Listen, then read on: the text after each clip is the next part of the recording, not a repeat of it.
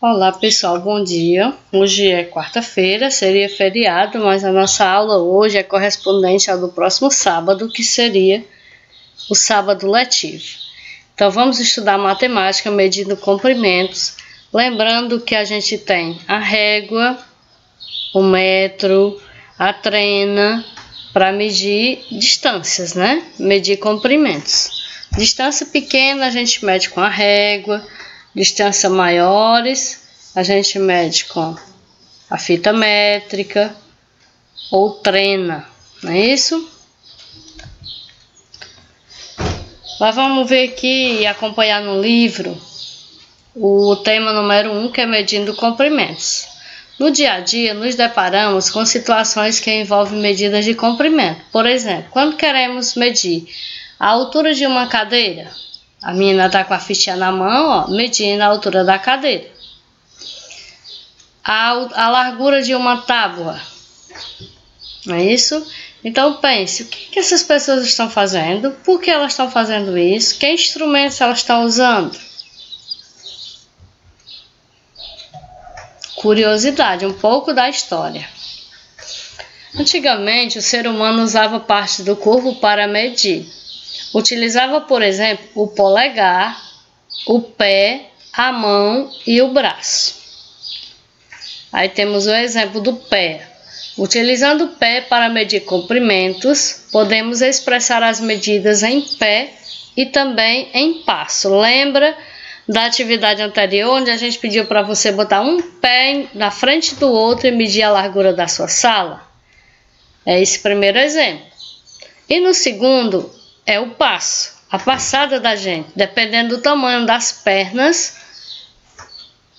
a gente tem a medida em passo. Mas você pode observar que geralmente as pessoas são de tamanhos diferentes. Então, a passada de uma criança não vai ser do tamanho ou a distância em medidas de uma pessoa adulta, crescida, não é isso? A mesma coisa acontece com a mão. A mão de uma criança é menor do que a mão de um adulto crescido. Utilizando a mão bem aberta para medir comprimentos, podemos expressar as medidas em palmo. Você estica a mãozinha do jeito que está fazendo a imagem ali, está mostrando como é o palmo, do dedo mindinho até o dedo polegar. E usando o antebraço, que é a parte do cotovelo, até o dedão. E a mão para medir comprimentos, podemos expressar as medidas em cúbito. Isso daí é o cúbito, o palmo, o pé e o passo, como nós já vimos. Agora tem a polegar. O polegar, que é esse dedão grande da mão. Utilizando o polegar para medir comprimentos, podemos expressar as medidas em polegada.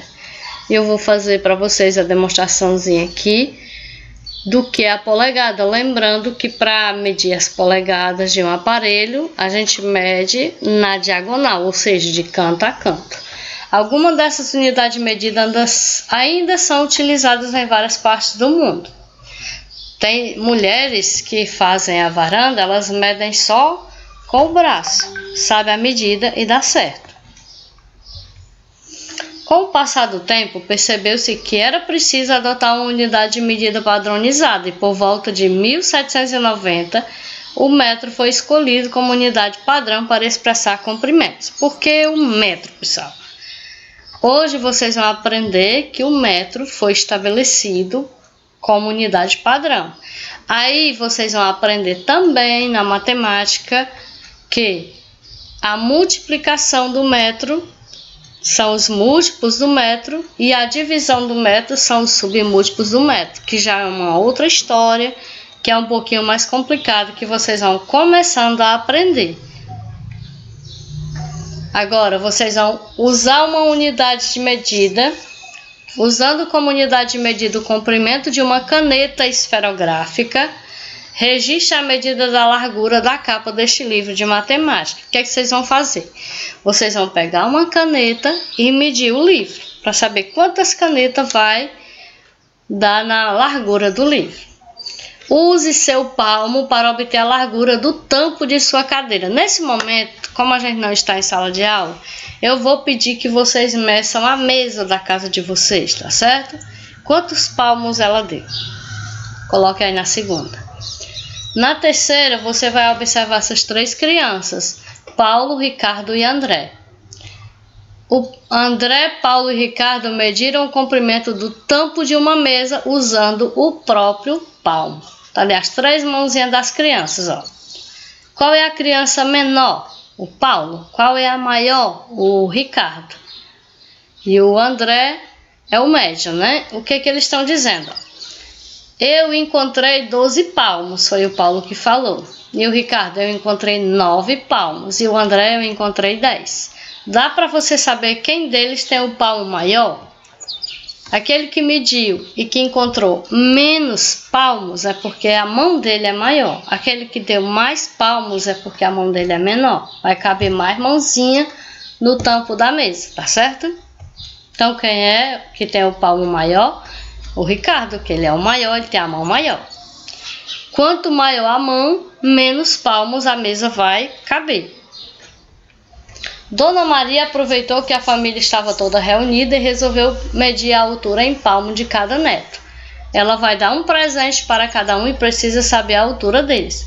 Veja ao lado as anotações que ela fez. Agora responda.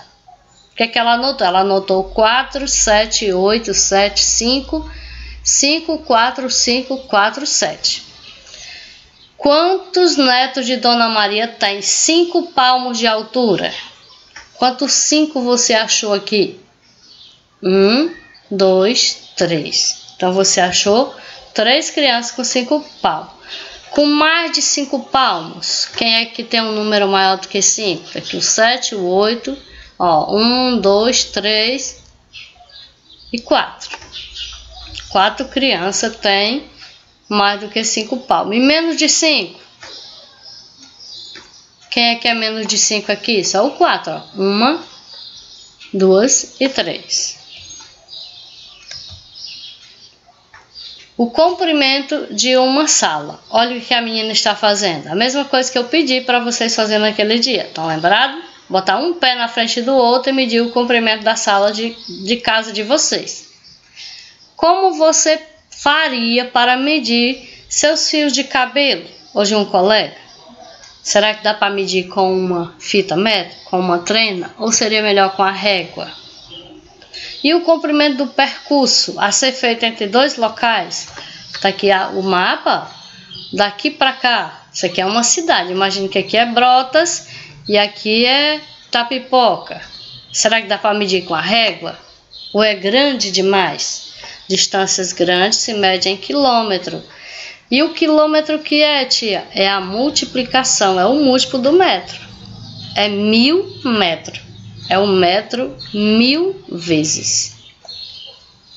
Suas atividades estão no livro didático A Conquista da Matemática, na página 73 e 75. Bons estudos.